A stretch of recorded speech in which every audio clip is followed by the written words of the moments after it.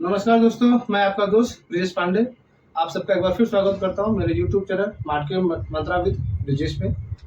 दोस्तों, stock analysis की series में आपका एक बार फिर स्वागत है। आज के स्टॉक एनालिसिस में जिस स्टॉक को हम एनालाइज करने वाले हैं उसका नाम है Motherson Sumi wiring India limited. तो दोस्तों, ये जो कंपनी है ये वायरिंग हार्नेस सप्लाई करती है two wheeler four wheeler companies के लिए। तो दोस्तों, ये वायरिंग हार्नेस जो होता है, चाहे आप पेट्रोल गाड़ी ले लो, चाहे डीजल गाड़ी ले लो, चाहे ईवी ले लो, या आप टू व्हीलर ईवी ले लो, हर कंपनी के लिए वायरिंग हार्नेस सप्लाई का काम करती है। और इन शॉर्ट दोस्तों हम बात करेंगे कि ये कंपनी जो है अपने टू व्हीलर फोर व्हीलर के कंप्लीट सोल्यूशन प्रोवाइड करती है। दोस्तों, आप लोगों में काफी लोग बोलेंगे कि वायरिंग हार्नेस क्या होता है, इसके बारे में हमें आइडिया नहीं, कैसा दिखता है। तो आपके सामने एक स्क्रीन पे ये इमेज आएगा दोस्तों, जिसमें आप देख सकते हैं कि वायरिंग हार्नेस कुछ इस तरह का दिखता है दोस्तों। बाकी दोस्तों, अगर हम इसकी बात करेंगे कि वायरिंग हार्नेस कहाँ लगता है कंपनियों में, क्योंकि आप लोग काफी लोग बोलेंगे कि वायरिंग हार्नेस तो हमने देखा नहीं है, वायरिंग हार्नेस अपने कंपनी गाड़ी में कहाँ लगता है। तो इसमें देखेंगे दोस्तों, आपके सामने जो इमेज है इसमें आप देख सकते हैं कि आपकी जो गाड़ी होती है उसमें from start to end, top to bottom, अलग अलग पार्ट्स को स्मूथली फंक्शन करने के लिए ये वायरिंग हार्नेस लगाई जाती है, जिससे आपके गाड़ी के अलग अलग जो पार्ट्स रहते हैं या फंक्शन रहते हैं वो प्रॉपरली काम करते हैं और स्मूथली काम करते हैं। सो दोस्तों, बाकी दोस्तों अगर हम इस सेगमेंट की बात करें वायरिंग हार्नेस की, तो वायरिंग हार्नेस में दोस्तों न्यू अगर कोई आना चाहता है, नई कंपनी जिसमें सेगमेंट में आना चाहती है, तो उनके लिए एक एंट्री बैरियर होता है। एंट्री बैरियर दोस्तों इस तरह से है कि अगर आप इस सेगमेंट में आ रहे हैं तो एक जो वायरिंग हार्नेस कंपनियों में लगती है, ऐसा नहीं कि एक ही वायरिंग हार्नेस जो है हर गाड़ी में, हर मॉडल में एक ही लगता है। हर मॉडल के लिए, हर गाड़ी के लिए अलग अलग वायरिंग हार्नेस होते हैं, आपको हर चीज के लिए अलग अलग सप्लाई करना पड़ता है। दूसरा चीज दोस्तों, ये जो वायरिंग हार्नेस होती है इसमें आप देखेंगे कि जो सप्लायर होता है उसकी कैपेसिटी देखी जाती है। जब कोई two wheeler four wheeler automaker जब वायरिंग हार्नेस के साथ में कॉन्टेक्ट करता है तो वो सबसे जरूरी ये देखता है कि क्या मैं जिस कंपनी के साथ में टाइप कर रहा हूँ उसकी ये कैपेसिटी है कि अगर मुझे फर्स्ट मंथ में 1 लाख वायरिंग हार्नेस चाहिए और नेक्स्ट मंथ में मुझे 10 लाख की कैपेसिटी रिक्वायरमेंट है या 10 लाख की रिक्वायरमेंट है, तो क्या वो कंपनी उस चीज को अपने प्रोडक्शन को स्केल अप करके मुझे अगले महीने 10 लाख प्रोवाइड कर सकती है। तो एक वो चीज। दूसरा चीज देखेंगे दोस्तों, ये जो कॉन्ट्रैक्ट होते हैं मोस्टली लॉन्ग टर्म एग्रीमेंट होते हैं। ऐसा नहीं कि मतलब 2 महीने 4 महीने 6 महीने या 1 साल के लिए होता है। ये जो एग्रीमेंट होते हैं 1 साल 2 साल 10 साल 20 साल के लिए एग्रीमेंट होते हैं, जिसमें ये अपने ऑटोमेकर्स के लिए वायरिंग हार्नेस सप्लाई करते हैं। बाकी दोस्तों अगर हम इनके मैन्युफैक्चरिंग प्लांट की बात करेंगे दोस्तों, आज के दिन पे इनके all over India 26 manufacturing plants हैं, जिसमें आप देखेंगे कि ये जो अभी लेटेस्ट में इन्होंने 2 मैन्युफैक्चरिंग प्लांट ओपन किए, एक चेन्नई में, 2 नोएडा में इन्होंने ओपन किए दोस्तों। प्लस इसके अलावा दोस्तों अगर हम इनकी बात करेंगे कि ये अपने जो वायरिंग हार्नेस जो प्लांट्स मैन्युफैक्चर सेटअप करते हैं, तो स्ट्रेटेजिकली ये अपने जो प्लांट्स सेटअप करते हैं जहाँ पे ऑटो मेकर की कंपनियां हैं, जहाँ पे ये गाड़ियों का प्रोडक्शन होता है उसके नियर बाय में ही अपने ये भी प्लांट सेट करते हैं, सो दैट कि जिसकी वजह से इनको एक कंपटीटिव बेनिफिट मिलता है। और जो ऑटो मेकर होते हैं वो उनके साथ में ज्यादा टाइप करते हैं, क्योंकि उनको भी पता है कि अगर हमारे पास में अगर कोई मैन्युफैक्चरर है तो वो हमें टाइमली प्रोडक्शन कर सकते हैं। प्लस उसके वजह से दोस्तों इनका जो ट्रांसपोर्टेशन कॉस्ट होता है वो भी कम होता है, ट्रांसपोर्टेशन कॉस्ट में भी इनको बचत मिलती है। बाकी दोस्तों अगर आज के दिन में हम बात करें इस कंपनी की किसको सप्लाई करती है, तो आज के दिन में हम देखेंगे दोस्तों मदरसन सुमी वायरिंग जो है इंडिया के जो टॉप की 12 सेलिंग गाड़ियां हैं फोर व्हीलर में, उसमें से 10 में मदरसन सुमी के वायरिंग हार्नेस लगे हैं, ये सप्लाई करती है उनको। प्लस इसके अलावा आप देखेंगे दोस्तों इंडिया की जो टॉप 3 इलेक्ट्रिक व्हीकल्स हैं उसमें से टॉप 3 को में से टॉप 2 को ये सप्लाई करते हैं वायरिंग हार्नेस। प्लस दोस्तों टू व्हीलर में अगर हम बात करेंगे तो टू व्हीलर में ये कंपनी आज के दिन पे जो टॉप 5 टू व्हीलर है ईवी प्रोडक्शन में, उसमें से टॉप 5 में से टॉप 2 को Motherson Sumi wiring harness supply करती है दोस्तों। प्लस इसके अलावा अगर हम इनके ब्रांड्स की बात करेंगे आज के दिन पे किन ब्रांड्स को ये अपने ये प्रोडक्ट सप्लाई कर रहे हैं, तो उसमें आप देखेंगे कि जो है मारुति की स्विफ्ट, मारुति की वैगनआर, मारुति की ब्रेजा, मारुति की बलेनो, टाटा की नेक्सॉन, हुंडई की क्रेटा, मारुति की डिजायर, मारुति की इको, टाटा की पंच, मारुति की ग्रैंड विटारा, हुंडई की वेन्यू, महिंद्रा की बोलेरो, हुंडई की ग्रैंड i10, मारुति की अल्टो और मारुति की अर्टिगा।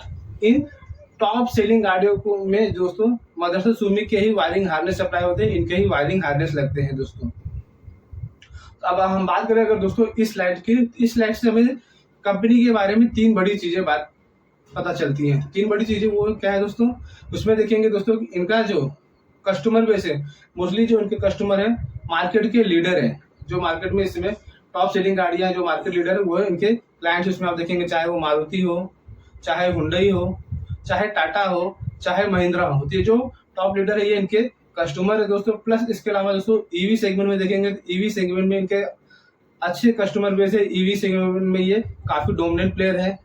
टू व्हीलर में बात करेंगे दोस्तों, तो टू व्हीलर में भी ये ईवी सेगमेंट के लिए वायरिंग हार्नेस सप्लाई करते हैं और वहां पे अपने प्रोडक्शन को स्केल अप भी कर रहे हैं। और टू व्हीलर सेगमेंट में हम देखेंगे दोस्तों आने वाले समय में ईवी सेगमेंट में मुझे काफी अच्छी ग्रोथ दे सकती है, यहाँ पे आपको आने वाले समय में बहुत अच्छा ग्रोथ मिल सकता है दोस्तों। इन शॉर्ट दोस्तों ये इस सेक्टर में काम करिए जहाँ पे आने वाले समय में ऑटो सेक्टर में हमें बहुत अच्छी ग्रोथ दिखती है, और अगर ऑटो सेक्टर में ग्रोथ होता है तो इस कंपनी का भी ग्रोथ होगा।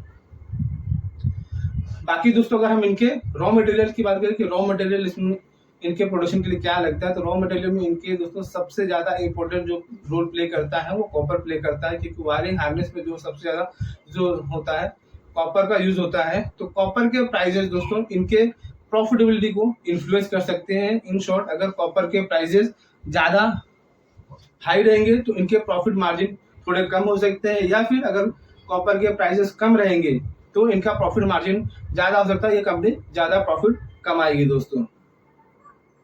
अब इसके बाद दोस्तों हम जरा इनके रेवेन्यू फाइनेंशियल देखते हैं कि फाइनेंशियल्स में ये कंपनी कैसे परफॉर्म कर रही है, फाइनेंशियल्स इनके कैसे है, क्या फाइनेंशियल इतने स्ट्रांग है कि कंपनी आगे चल के हमें मल्टीपैकर रिटर्न दे सके। तो इसमें आप देखेंगे दोस्तों इस कंपनी का हमें पिछले 3 साल के ही फाइनेंशियल डिटेल मिल रहे हैं, क्योंकि इसके पहले ये दोस्तों कंपनी जो थी अपने पेरेंट कंपनी संवर्धन मदरसन में इंक्लूडेड थी, और 3 साल पहले ही ये दोस्तों ये कंपनी अपने पेरेंट कंपनी से डिलिस्ट होके अलग से डिमर्ज होके अलग से लिस्टिंग हुई है। जिसमें आप देखेंगे दोस्तों इनका जो सेल्स का देखेंगे आप, तो 2021 में इस कंपनी ने जो सेल्स टोटल किया था दोस्तों 3,938 करोड़ का सेल्स किया था, और 2022 में टोटल इनका सेल्स जो था दोस्तों 5,635 करोड़ था। इस साल में आप देखेंगे ईयर ऑन ईयर कंपनी के सेल्स में 43.1% की ग्रोथ थी। और 2023 में देखेंगे दोस्तों 2023 में इनका जो टोटल सेल्स था 7,057 करोड़ था, और इसमें आप देखेंगे ईयर ऑन ईयर 25.2% का ग्रोथ था इनके सेल्स के रेवेन्यू में। बाकी अगर हम इनके नेट प्रॉफिट देखेंगे दोस्तों तो नेट प्रॉफिट में 2021 में इनका दोस्तों आप देखेंगे 396 करोड़ का प्रॉफिट था 2021 में। 2022 में दोस्तों ये बढ़ के 411 करोड़ हुआ, इसमें आप ईयर ऑन ईयर देखेंगे तो 3.8% का ग्रोथ था। और 2023 में आप देखेंगे दोस्तों 2023 में इनका जो प्रॉफिट था वो बढ़ के 487 करोड़ हो गया, जिसमें आप देखेंगे ईयर ऑन ईयर 18.5% का ग्रोथ है दोस्तों।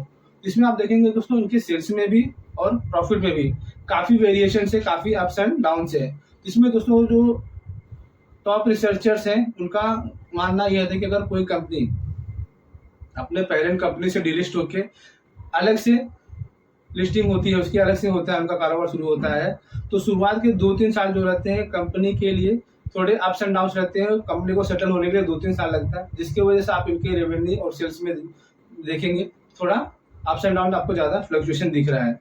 प्लस इसके अलावा दोस्तों आप देखेंगे कि 2020-21 के फाइनेंशियल ईयर में ही देखेंगे उसी साल दोस्तों रशिया और यूक्रेन का वॉर स्टार्ट हुआ था। उस वॉर स्टार्ट होने की वजह से दोस्तों कमोडिटी के प्राइसेस काफी हाई चले गए थे, और जैसे मैंने बताया कि इनके प्रॉफिटेबिलिटी के लिए कमोडिटी में कॉपर जो है काफी इंपॉर्टेंट रोल प्ले करता है, तो उस वजह से आप देखेंगे इनका जो प्रॉफिटेबिलिटी था, मार्जिन था, वो थोड़ा हिट हुआ था दोस्तों।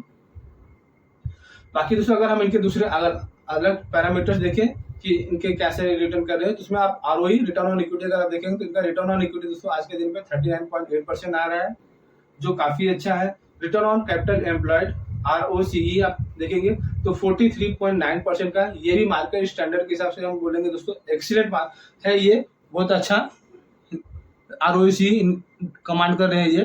बाकी डेट की बात करेंगे दोस्तों कंपनी के ऊपर 373 करोड़ का डेट दिखता है, बट दोस्तों कंपनी बोलती है टेक्निकली हम डेट फ्री कंपनी, हमारे ऊपर कोई डेट नहीं है। तो दोस्तों कंपनी ऐसा क्यों बोलती है? हाल ही में उन्होंने एक अपने इन्वेस्टर प्रेजेंटेशन में इसका एक्सप्लेनेशन दिया था, उसमें बताया था। तो आपके सामने जो स्क्रीन है जो है दोस्तों, उसमें आप देख सकते हैं कि आज के दिन पे कंपनी के ऊपर दोस्तों एक्सटर्नल डेट जो है वो करीब 81 करोड़ का है। एक्सटर्नल डेट वो होता है दोस्तों जो कंपनी लोन के रूप में बैंक से, फाइनेंशियल से लेती है, वो आपका जो आता है वो एक्सटर्नल डेट में आता है। इसके अलावा दोस्तों अगर हम इनके सामने देखें कैश बैंक और बैंक बैलेंस देखें, तो उसमें इसका कैश और बैंक बैलेंस देखेंगे दोस्तों 36 करोड़ का आता है इसमें ये। उसके बाद देखेंगे दोस्तों इनका नेट डेट जो आ रहा है वो करीब 45 करोड़ का बचता है।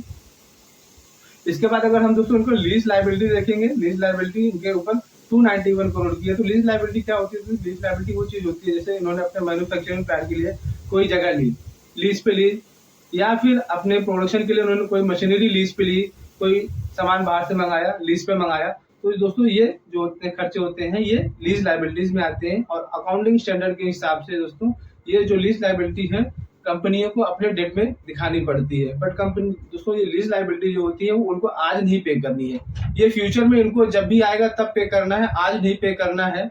और दूसरा चीज दोस्तों लीज लाइबिलिटी जो होती है इसके ऊपर इनको कोई इंटरेस्ट भी रीपे करना नहीं होता, इसलिए इंटरेस्ट फ्री अमाउंट रहता है, इसमें आपको इंटरेस्ट भी नहीं पे करना पड़ता है। इस वजह से आप देखेंगे दोस्तों कंपनी का जो टोटल नेट डेट आता है 336 करोड़ का आता है। अगर इसमें से इनकी लीज लाइबिलिटी माइनस कर दे तो वो नेट डेट खाली 45 करोड़ का आता है, जिसकी वजह से कंपनी बोलती है कि हम नेट डेट फ्री है।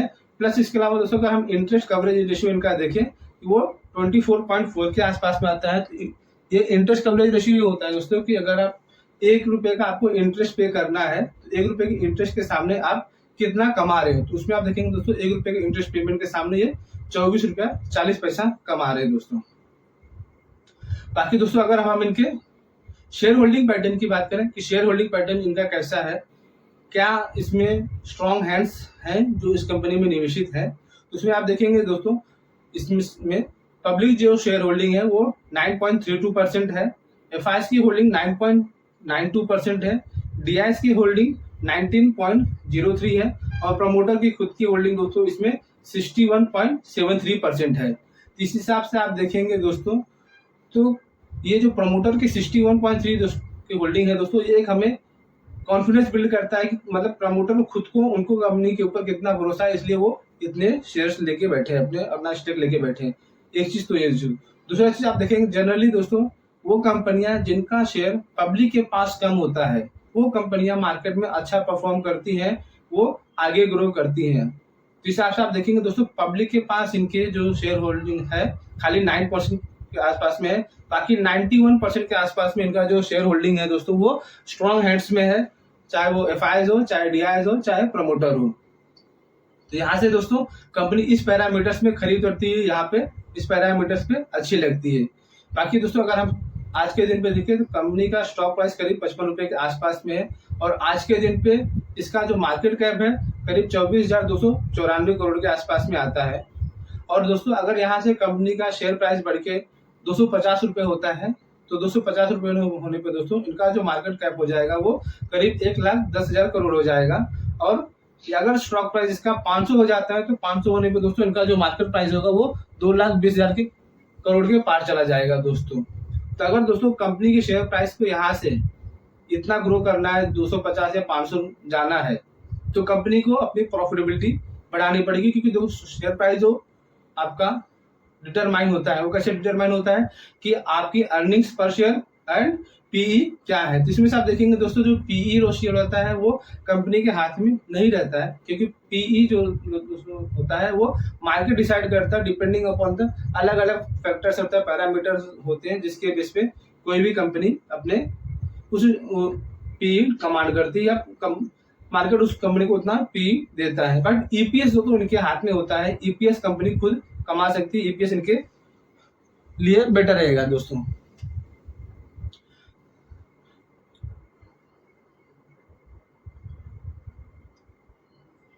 तो दोस्तों अगर इस कंपनी को अपने शेयर प्राइस यहाँ से 5 गुना या 10 गुना बढ़ने हैं इसके शेयर प्राइस को, तो इनका प्रॉफिट जो है दोस्तों वो प्रॉफिट मार्जिन भी इनका यहाँ से 5 गुना या 10 गुना बढ़ेगा, तो ही जाके ये कंपनी यहाँ से 5 गुना या 10 गुना हो सकती है। तो अगर आज के दिन में हम देखें दोस्तों कि कंपनी कितना प्रॉफिट कमा रही है और ये आगे चल के कितना प्रॉफिट 5 गुना करने के लिए इनको कितना प्रॉफिट कमाना पड़ेगा, 10 गुना करने के लिए कितना प्रॉफिट कमाना पड़ेगा। तो आज के दिन में हम देखेंगे दोस्तों इनका जो प्रॉफिट है 487 करोड़ है, जो इन्होंने लास्ट फाइनेंशियल ईयर में मार्च में इन्होंने डिक्लेयर किया है। तो अगर दोस्तों यहाँ से इनको 5 गुना अपना प्रॉफिट बढ़ाना होगा तो 5 गुना इनका प्रॉफिट जो होगा दोस्तों वो 2435 करोड़ होगा, जबकि 10 गुना अगर इनको प्रॉफिट करना है तो वो 4870 करोड़ होगा। तो दोस्तों अगर इस कंपनी को इस करंट प्रॉफिट से वहां तक पहुंचना है तो कितना परसेंट प्रॉफिट ये हर साल बढ़ाए या अपना हर साल प्रॉफिट कमाए कि ये उस लेवल तक पहुंच सकते हैं। इसमें दोस्तों आप यहाँ हाल ही में देखेंगे आईसीआईसीआई सिक्योरिटीज के एक इन्वेस्टर प्रेजेंटेशन थी, जिसमें आईसीआईसीआई ने अपने इन्वेस्टर के लिए अगले 3 साल के लिए जो प्रोजेक्शन दिया है, तो उनके आईसीआईसीआई सिक्योरिटीज के हिसाब से अगले आने वाले 3 साल में कंपनी 25.9% की रेट से अपना प्रॉफिट ग्रो करेगी। तो आज के दिन पे दोस्तों हमारे पास जो बेस्ट अवेलेबल सोर्स है ये आईसीआईसीआई का डेटा है। हम इस डेटा को बेस बना के इसके हिसाब से अगर आगे बढ़ते हैं कि अगर कंपनी आने वाले समय में 25% के हिसाब से ग्रो करेगी तो इनका प्रॉफिट आने वाले 5 साल में 10 साल में कहाँ तक हो सकता है दोस्तों। तो इसमें आप देखेंगे दोस्तों अगर कंपनी 25% के हिसाब से ग्रो करती है तो इनका फर्स्ट ईयर जो प्रॉफिट होगा दोस्तों वो 608 करोड़ होगा, सेकेंड ईयर इनका प्रॉफिट 760 करोड़, थर्ड ईयर इनका प्रॉफिट 951 करोड़, और इस तरह से आप देखेंगे दोस्तों बढ़ते बढ़ते 10th ईयर में इनका प्रॉफिट जो है 4536 करोड़ हो सकता है, वहां तक कंपनी अपना प्रॉफिट ले जा सकती है। दोस्तों ये 4536 करोड़ जो है वो वहीं पे आ गया जहाँ पे हमने अपना टारगेट रखा था कि अगर 10x इनको प्रॉफिट करना है तो ऑलमोस्ट इनको उसी के आसपास का ही प्रॉफिट ग्रो करना पड़ेगा या वहां तक पहुंचना पड़ेगा। तब इसमें दोस्तों एक क्वेरी ये आती है कि क्या कोई कंपनी लगातार 10 साल 25% के प्रॉफिट रजिस्टर कर सकती है? तो दोस्तों ये सही बात है कि कोई कंपनी लगातार शायद 10 साल तक कंटिन्यू 25% के हिसाब से प्रॉफिट रजिस्टर न कर, पर उसमें कहीं किसी महीने में 25% ज्यादा होगा, किसी साल में कम होगा, बट ऑन एन एवरेज वो निकल जाता है। या फिर अगर हम मान लें कि अगर कोई कंपनी छोटी होती है जनरली दोस्तों, तो क्या होता है उनके लिए प्रॉफिट अपना ग्रो करना, उनका अपना बिजनेस बढ़ाना काफी इजी होता है। शुरुआत में तो वो कर लेते हैं, लेकिन अगर कोई कंपनी एक बार बड़ी हो जाती है तो उस कंपनी को बड़ी होने के बाद उस कंपनी के शेयर को 25% के ग्रोथ से ग्रो करना काफी मुश्किल हो जाता है। तो इसके लिए दोस्तों कंपनी का आपको इसका बोनस हिस्ट्री भी देखना पड़ेगा कि क्या अगले आने वाले 10 साल में कंपनी बोनस देगी। अगर बोनस देती है तो वो भी दोस्तों आपके लिए मल्टीप्लायर होगा, वो आपका वहां पे आपके प्रॉफिट को या आपके इनकम को मल्टीप्लाई करेगा। तो इसके लिए दोस्तों हमने इनकी पेरेंट कंपनी जो है संवर्धन मदरसन, उसका डेटा आपके सामने लेके आए हैं। इसमें आप देखेंगे दोस्तों इनकी जो संवर्धन मदरसन कंपनी है उसने पिछले 10 साल में दोस्तों अपने निवेशकों के लिए 10 में से 6 साल अपने निवेशकों को बोनस दिया है। अगर आप इस हिसाब से देखेंगे दोस्तों, अगर ये कंपनी भी अपने पेरेंट कंपनी के नक्शे कदम पे चलते हुए अगर अपने निवेशकों को बोनस डिक्लेयर करती है, बोनस देती है, तो इस हिसाब से यहाँ पे आपको एक मल्टीप्लायर इफेक्ट मिल सकता है। आपको आपके शेयर प्राइसेस अगर नहीं उतने बढ़े तो ये बोनस से आपको उसकी भरपाई हो सकती है। देखेंगे तो हाल ही में एक आर्टिकल था जिसमें आप देखेंगे इंडिया ने बाकी कंट्रीज को टेक ओवर करते हुए वर्ल्ड की तीसरी सबसे बड़ी ऑटो मार्केट की कंट्री बन गई है। आज के दिन पे इंडिया दुनिया का तीसरा सबसे बड़ा ऑटो मार्केट है दोस्तों। बाकी अगर हम दोस्तों इनकी अदर चीज के देखेंगे तो इसमें दोस्तों आप देखेंगे कि हाल ही में एक मॉर्गन स्टैनली की रिपोर्ट आई थी जिसमें मॉर्गन स्टैनली ने प्रोजेक्शन दिया है कि 2030 तक इंडिया जो है बाकी कंट्रीज को टेक ओवर करते हुए वर्ल्ड की तीसरी सबसे बड़ी लार्जेस्ट इकोनॉमी बन सकती है। तो अगर दोस्तों इंडिया की आने वाले समय में वर्ल्ड की तीसरी सबसे लार्जेस्ट इकोनॉमी बनेगी, तो अगर इकोनॉमी बढ़ेगी तो लोगों की इनकम बढ़ेगी, लोगों की जो स्पेंडिंग पावर है वो बढ़ेगी। जब स्पेंडिंग पावर बढ़ती है दोस्तों तो उसमें क्या होता है, डिस्क्रिशनरी स्पेंडिंग जो होती है वो बढ़ती है। तो डिस्क्रिशनरी स्पेंडिंग वो होती है दोस्तों जो आपके रोजमर्रा के जरूरी के खर्चे हैं, उसके अलावा आप जो खर्चे करते हैं वो डिस्क्रिशनरी स्पेंडिंग में आता है। फॉर एग्जाम्पल आप जो अपने लाइफस्टाइल पे लग्जरी पे पैसा खर्चा करते हैं वो डिस्क्रिशनरी स्पेंडिंग में आता है। फॉर एग्जाम्पल अगर आप गाड़ी खरीद रहे हैं या आप कहीं बाहर विदेश घूमने जा रहे हैं या किसी आप 5 स्टार होटल में डिनर के लिए जा रहे हैं, मूवीज के लिए जा रहे हैं, तो ये सब जो खर्चे होते हैं वो डिस्क्रिशनरी स्पेंडिंग में आती है। ये खर्चा आपका तभी होता है जब लोगों के पास पैसा होता है, जब लोग अपने पैसे को खर्चा करते हैं। तो इस हिसाब से अगर दोस्तों अगर हमारी इकोनॉमी ग्रो करेगी तो वहाँ पे आपको लोगों के पास पैसा आएगा और वो आप देखेंगे वहाँ पे आपको इस सेक्टर में ग्रोथ होता हुआ दिखेगा। बाकी दोस्तों हाल ही में एक और रिपोर्ट आई थी जिसमें आप देखेंगे कि प्रोजेक्शन किया गया है कि 2030 तक इंडिया का ईवी ऑटो सेल्स जो है वो 1 करोड़ को पार कर सकता है। तो अगर दोस्तों जैसे मैंने बताया ईवी सेगमेंट में मुझे काफी अच्छी आने वाले समय में ग्रोथ में दिखती है, तो अगर ईवी सेगमेंट में अगर ये कंपनियां ग्रोथ करेंगी तो ये कंपनी भी क्या आपको क्या लगता है कि अगर टाटा, मारुति, हुंडई, महिंद्रा ये सब कंपनियां ग्रो करेंगी, अगर इनके सेल्स प्राइसेस बढ़ेंगे, इनका सेल्स बढ़ेगा, तो इनके जो कार्स है, इनके जो प्रोडक्शन है, उनके सप्लाई जो वायरिंग हार्नेस सप्लाई करता है, मदरसन सप्लाई करता है, तो क्या ये ग्रो नहीं करेगी, क्या ये नहीं बढ़ेगी? इन सब चीज़ को दोस्तों को पैरामीटर देख के आने वाले समय के लिए मुझे ये स्टॉक ऐसा लगता है कि अपने निवेशकों को एक मल्टीबैगर रिटर्न दे सकता है दोस्तों। पर जैसा मैं हर बार बोलता हूँ, फिर एक आपको रिक्वेस्ट करूंगा कि ये हमने जो भी स्टॉक के बारे में एनालाइज किया या डिस्कस किया, ये किसी के लिए कोई रिकमेंडेशन नहीं है। अगर आप इस शेयर में निवेश करना चाहते हैं तो आप अपने फाइनेंशियल एडवाइजर या सेबी रजिस्टर्ड एक एडवाइजर की ही सलाह लें और उसके बाद ही इसमें निवेश करें। इसमें हमारे निवेश की कोई सलाह नहीं है। अगर आप निवेश कर रहे हैं तो आप अपने फाइनेंशियल एडवाइजर से जरूर कंसल्ट करें दोस्तों। बाकी दोस्तों अगर आपको वीडियो अच्छा लगा हो तो एक बार लाइक जरूर कर दीजिए और चैनल को सब्सक्राइब जरूर कर लीजिए दोस्तों। मिलते हैं अगले वीडियो में, तब तक के लिए आप सबको धन्यवाद। Thank you. जय हिंद।